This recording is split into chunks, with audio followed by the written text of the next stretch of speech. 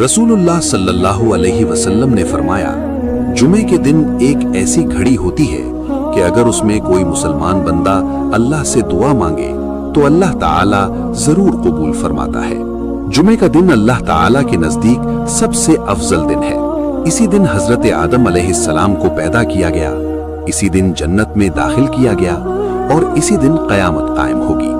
नबी करीम सल्लल्लाहु अलैहि वसल्लम ने फरमाया, जुमे की नमाज 5 वक्त की नमाजों के दरमियान गुनाहों का कफ्फारा है, जब तक कबीरा गुनाहों से बचा जाए। एक और हदीस में आता है, जो शख्स जुमे के दिन गुस्ल करे, अच्छी तरह पाकीज़गी इख्तियार करे, खुशबू लगाए, फिर मस्जिद जाए और खामोशी के साथ खुतबा सुने, उसके पिछले जुमे से लेकर इस जुमे तक के गुनाह माफ कर दिए जाते हैं। और जो शख्स जुमे की नमाज को जानबूझकर छोड़ दे, उसके बारे में सख्त वईद आई है।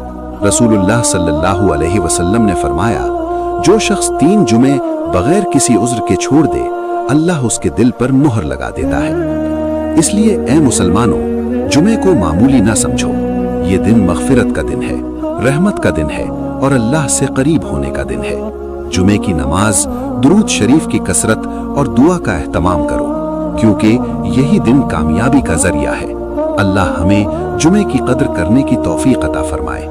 आमीन।